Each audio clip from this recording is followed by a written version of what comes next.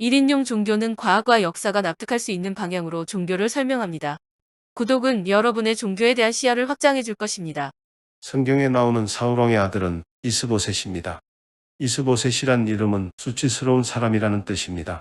대체 어느 왕이 왕세자의 이름을 이런 식으로 짓겠습니까? 분명 이 이름은 다윗 원가를 추종하는 기록자가 사울 원가를 엿보이려고 일부러 이렇게 고친 이름이며 원래 이름이 야훼 신앙과는 무관한 이방 종교의 흔적이 강하게 드러나니까 고친 겁니다.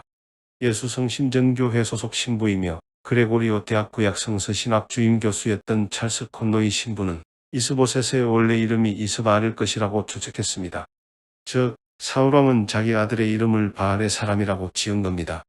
사울왕의 본명 라바요가 아세라 여신의 위대한 사자라는 뜻이니 아세라 여신을 섬기는 사람이 자기 아들의 이름을 바알신의 사람이라고 지은 게 하등 이상하지 않습니다.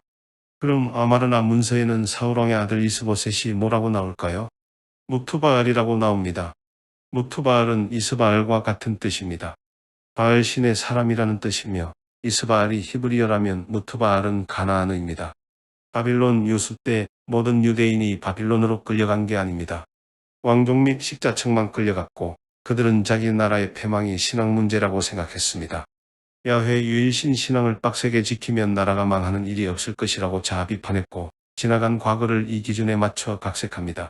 모세의 이름에서 이집트 신의 이름도 지워버리고 사울왕의 본명도 숨깁니다. 우리가 아는 야훼 유일신 신앙이 확고히 정립된 건 바빌론 유수 이후입니다. 바빌론으로 끌려가기 전까지 이들은 유일신 신앙이 거의 없었다고 보는 게 맞을 겁니다.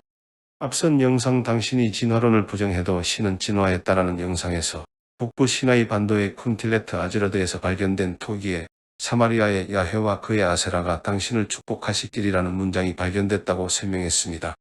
현대의 우리는 아세라 신앙이 야훼 신앙과 적대적인 관계라 착각하지만 실은 그 당시 아세라는 야훼의 아내라 여겨지고 숭배되었던 겁니다. 사울왕의 본명 라바요에서 이미 드러나지 않습니까?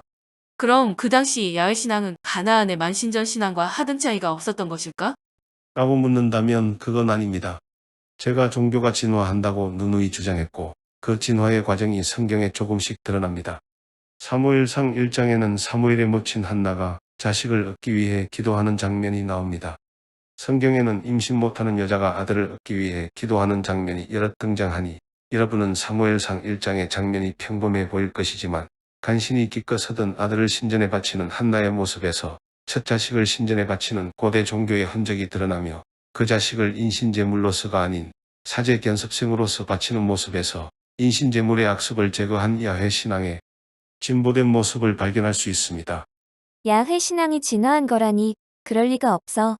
그럴 리가 있습니다. 사사기 11장을 보면 사사 입다에 대한 일화가 나옵니다. 입다는 출생부터 남다릅니다. 개역 한글에서는 입다의 모친이 기생이라고 나오는데 공동 번역이나 표준 세번역에서는 창녀라고 나오고 이건 성전 창녀를 의미합니다. 단순한 매춘이 아니고 아세라 여신을 모시는 여사제이며 입다의 아버지는 단순한 욕정이 아닌 종교적 의미로 섹스를 했고 그 관계에서 입다가 태어난 겁니다. 이게 과연 여러분이 아는 야훼 종교일까요? 입다는 전쟁에서 돌아오면 자기를 반기는 첫사람을 인신제물로 바치겠다고 맹세했습니다. 그리고 자기 딸을 인신제물로 바쳤으며 인신제물이 된 딸은 죽기 전 2달 동안 친구들과 산에 올라가 울었다고 합니다. 또한 이스라엘 여자들은 이 일을 계기로 해마다 산에 올라가 나흘 동안 우는 관습이 생겼다고 합니다. 사사기 11장의 기록은 실제 일어난 역사를 기록했다기보다는 에스더서 9장처럼 불임절의 계기를 창작한 것과 마찬가지라고 보여집니다. 아세라 여신을 추종하는 자들의 인신제물 관습과 여사제들이 산에 올라가 비밀스런 제의를 벌였던 관습을 입다와 딸의 에피소드로 숨기는 것입니다. 사무엘상 1장의 모습은 아세라 신앙의 악습이 어느 정도 제거되어 진화된 것임을 보여주며 악습은 제거됐지만 아세라 신앙 자체가 사라진 것은 아닙니다. 성경에는 사울왕의 고향이 게바 혹은 기브아라고 나오는데 이건 필경사들이 오랜 기간 베끼면서 착오가 생긴 것으로 보입니다. 게바 혹은 기브아는 언덕이라는 뜻이며 현대의 기브아는 평범한 언덕으로 보이며 근래에 성지순례를 간 사람이라면 짓다 말고 덩그러니 남아있는 흉물의 건물을 봤을 것입니다. 후세인의 별장이라는 이 흉물의 건물 자리에는 중대한 고고학 증거가 남아있는데 대체 관리가 왜 이따위인지 모르겠습니다. 사무엘상 10장에는 사무엘을 찾아온 젊은 사울왕에게 기름을 붓고 예언을 해주는 장면이 나옵니다. 표준 세번역 5절에 사무엘이 젊은 사울에게 이렇게 예언합니다. 그런 다음에 그대는 하나님의 산으로 가십시오. 그곳에는 블레셋 수비대가 있습니다. 그곳을 지나 성읍으로 들어갈 때에 검은고를 뜯고 소굴을 치고 피리를 불고 수금을 뜯으면서 예배 처소에서 내려오는 예언자의 무리를 만날 것입니다. 그들은 모두 춤을 추고 소리를 지르면서 예언을 하고 있을 것입니다. 그러면 그대에게도 주의 영이 강하게 내리어 그들과 함께 춤을 추고 소리를 지르면서 예언을 할 것이며 그대는 전혀 딴 사람으로 변할 것입니다. 앞선 영상 가인과 아벨의 이야기에 숨어있는 이데올로기라는 영상에서 성경의 번역이 잘못된 곳을 지적했습니다.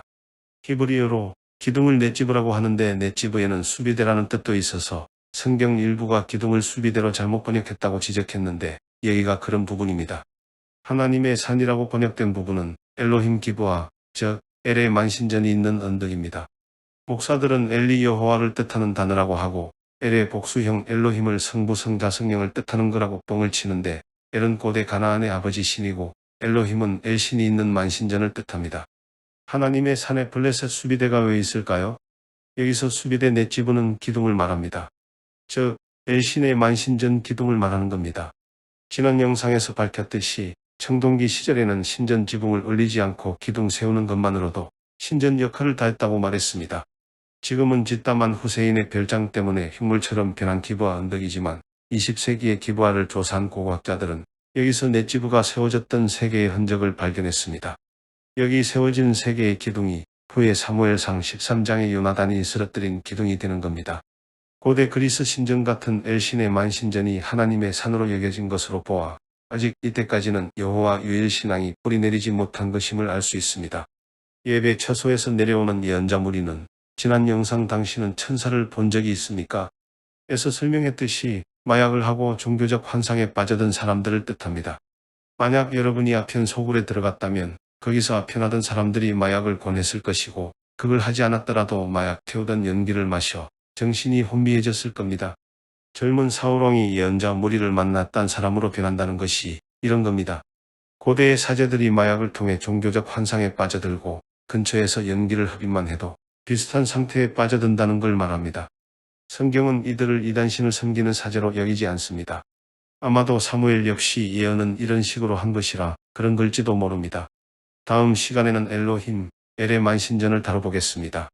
사울왕이나 다윗의 일생 못지않게 그 당시 가나안의 만신전에 어떤 신들이 모셔져 있나 알아보는 게 중요할 것 같아서요.